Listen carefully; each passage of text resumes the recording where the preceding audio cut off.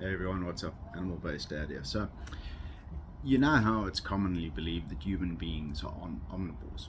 Yeah, a pretty common belief. I think you'd struggle to find the majority of people who disagree with that. There are, of course, some lunatics out there running around saying we're supposed to be herbivores, but they're wrong.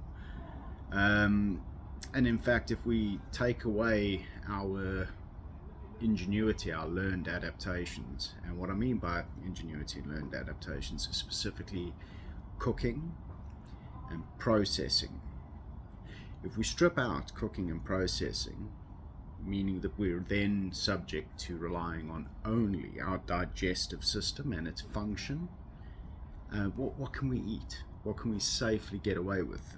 That's a question I wanted to have answered. So I went and did a good bit of research, and here's what I found. So if we look across both the animal and plant kingdoms and try to figure out what we can eat safely without cooking or without processing, because cooking and processing are learned adaptations. We've used our ingenuity, our heightened intelligence to learn to do these things to make a wider spectrum of stuff available to us to use for food and nutrition, and that's fantastic. I'm not saying that there's anything inherently wrong with that, but I am suggesting that it's led us to falsely believe that we're omnivores where really we're not quite. And here's what I found. So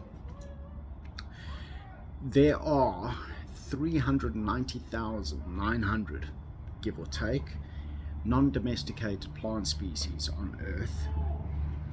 Of those non-domesticated plant species, the amount that we can safely eat without any cooking or processing is between 300 to 500 species. That means that of all the plant kingdom on this planet, non-domesticated, meaning wild, we can safely eat without cooking or processing, safely eat between 0.08% to 0.13% of those species.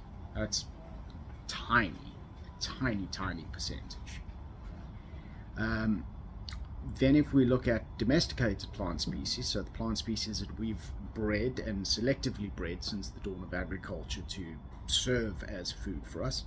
So if we take domesticated plant species, there is an estimated 7,000 species of plant that have been domesticated.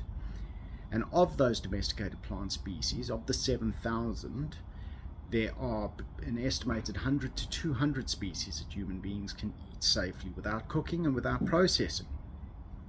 It's again a very tiny percentage of plants that we can safely consume without cooking and processing. It's between 1.4% to 2.9%. So less than 3% of all domesticated plants can be safely consumed raw, without cooking, without processing. Then we do the same for vertebrate animals. Right, I've excluded insects, but we'll take all vertebrate animals, so fish, birds, mammals, so on and so forth. So non-domesticated vertebrate animal species, there's roughly 45,000 globally. So these are wild animals, wild fish, wild birds, blah blah blah. The percentage or the totality of the edible non-domesticated vertebrates, which we can eat without cooking or processing, is between 1,000 to 1,500. So out of 45,000 species, there's 1,000 to 1,500 of those species that human beings can safely consume raw without cooking or processing. That's 2.2% to 3.3% of those.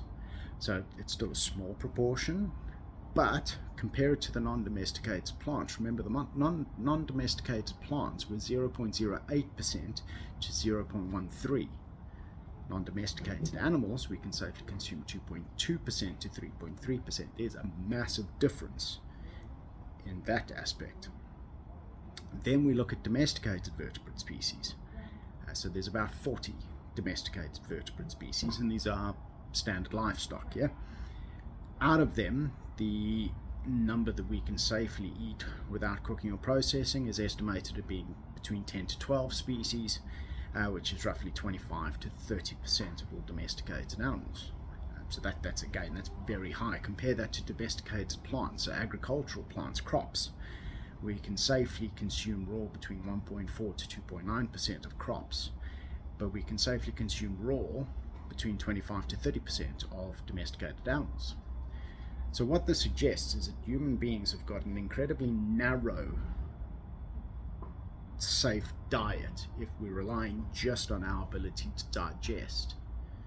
Right? Remember that we've learned how to use fire, we've learned how to use processing to broaden our horizons, and that's fantastic.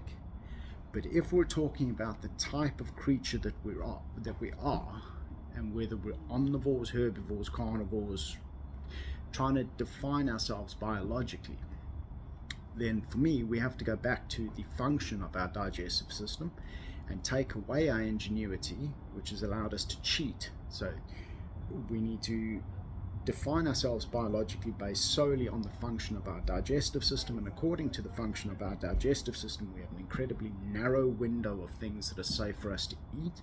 It's like every animal on this planet, we have a species appropriate dietary window, the things that are safe for us to consume, and that dietary window is predominantly from the animal kingdom. There's significantly more in the animal kingdom that we can eat safely relying just on our digestive system than what we can from the plant kingdom. And that means that we're not true omnivores, we're hypercarnivores. A hypercarnivore is an organism that relies on animal meats and fats for at least 70% of its nutritional intake.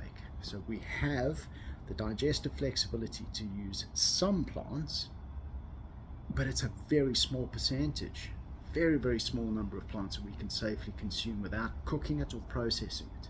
There's a much broader range of animals that we can safely eat without cooking it or processing it.